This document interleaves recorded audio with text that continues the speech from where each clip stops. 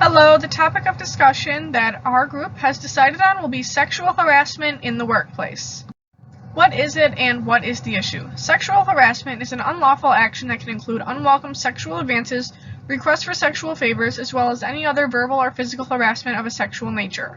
An action does not have to be illegal in order to be considered harassment. It is any behavior that creates a hostile work environment. The subject is an issue for not just women, but both genders in the workplace, as 44% of women and 19% of men have experienced some form of unwanted sexual attention in accordance to a recent study. This is only the reported statistics.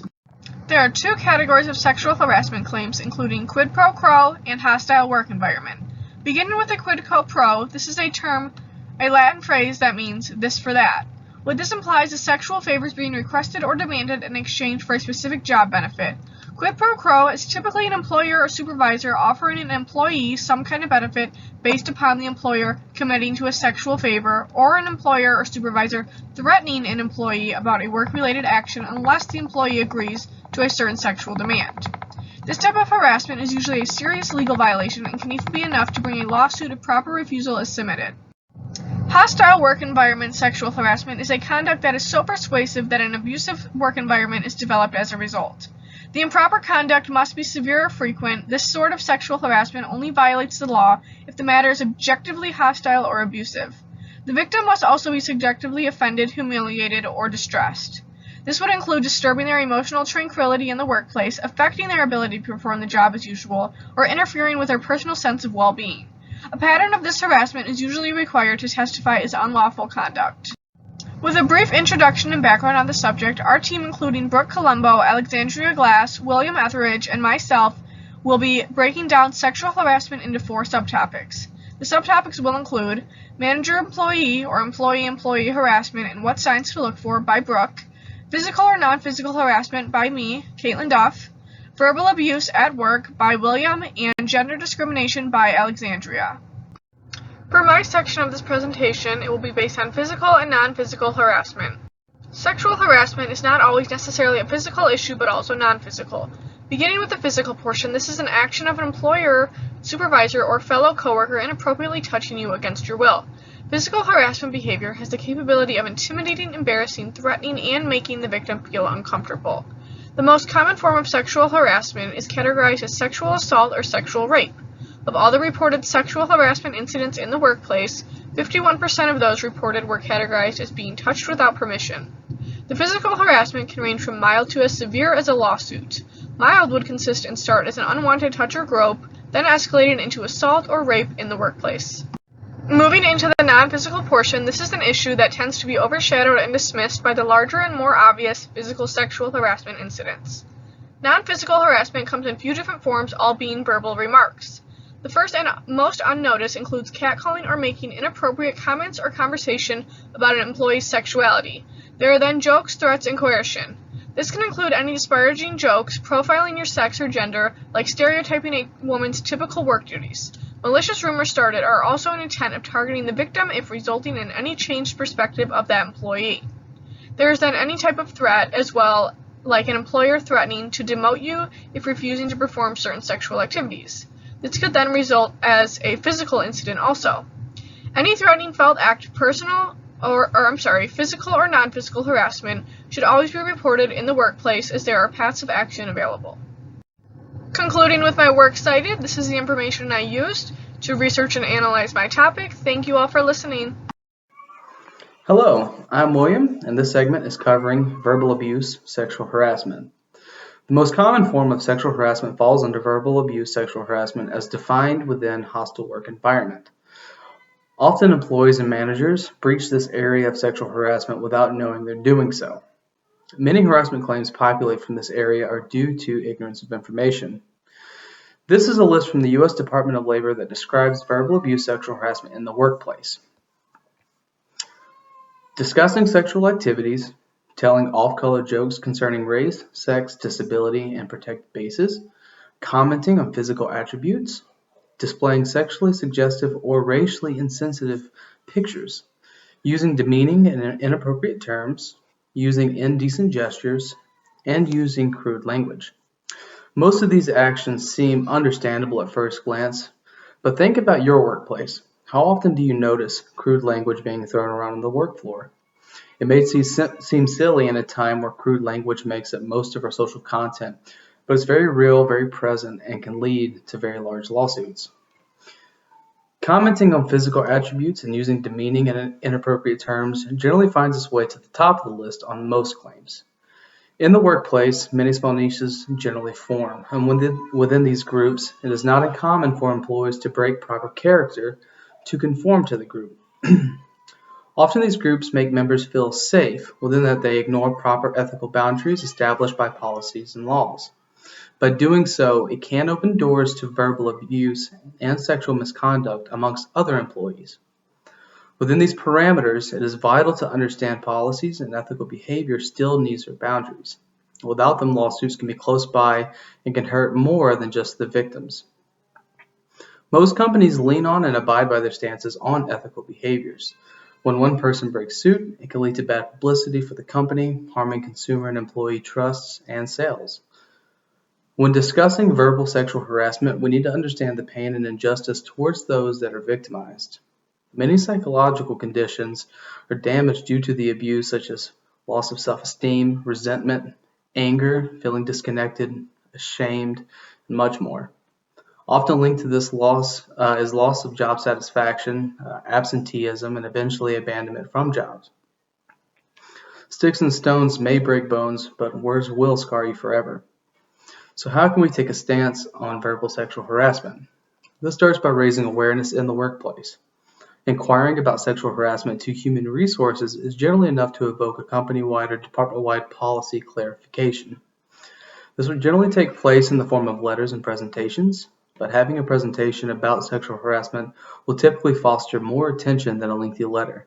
But it's always good to have handouts for the company's sake. So after this point, accountability will be held upon the individual if misconduct occurs. Thank you. Hi everyone, my subtopic on sexual harassment is gender discrimination. Gender discrimination is the unfair treatment of an employee due to their gender or sexual orientation. The laws prohibiting gender discrimination have been evolving since the 1800s, but it was not until the 1960s that women truly began re-entering the workforce and needed legislation to protect themselves. The Equal Pay Act was passed in 1963, which prohibited employers from being discriminatory in terms of pay. Title VII of the Civil Rights Act of 1964 prohibits employers from discriminating based on race, color, religion, sex, and national origin. In this act, sex protects the unlawful firing of someone due to pregnancy or childbirth. While the Equal Opportunity Employment Commission states that 80% of all complaints are filed by women, the Civil Rights Act of 1991 protects both men and women from discrimination in the workplace. In June of 2020, the Supreme Court ruled that unfair treatment or firing of someone because of their sexual orientation or transgender status was a violation of their rights. Sexual orientation cannot happen without sex, and it is protected in the same manner that pregnancy-related rights are. There is much less tolerance for harassment in the workplace, and laws are constantly evolving to that. Some examples of gender discrimination include being excluded in work projects or being passed up because of your gender, not being hired or being let go because of pregnancy. A lot of women experience a pay cut when they can no longer do overtime, when other people don't because of different reasons. Unfair or unfavorable pay or treatment of certain sexual orientations, being required to wear feminine or masculine attire based on your gender, or unequal healthcare opportunities. Again, a lot of women do not have the option to insure their husbands or their spouses because they assume that men have their own healthcare opportunities. Even though we seem to be headed in the right direction federally, there is still a lot of work to do on the state level for our LGBTQ friends. So what can we do? Speak up if you see it. Encourage salary transparency. It's always good to know what others are making in the same field. Know your company's sexual harassment policy before you start working there, if you can, just to know where they stand. Review laws that protect you from gender discrimination and inequality, and then keep a log of unfair practices. It's always good to write things down and have a trail. All right, my work cited. Thank you guys so much.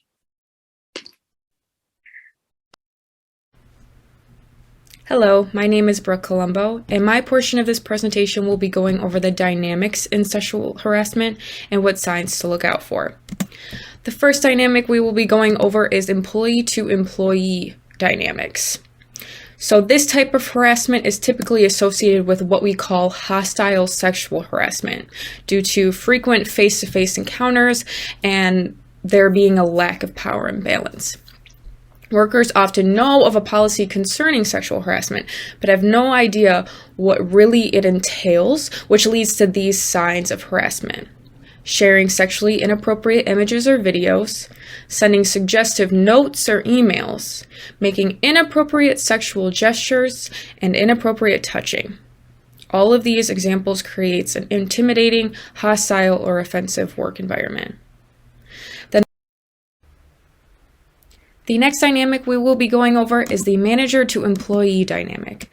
This is typically associated with the quid pro quo term due to the power imbalance and lack of responsibility to create a healthy work environment solely from the managers. Signs of this type of harassment includes requesting sexual favors for hiring, threatening termination if sexual favors stop, promising a raise for sexual favors, or expecting sexual favors for benefits. A large amount of states only require employees to take sexual harassment courses, but steps have been taken by some to expand it to management as well.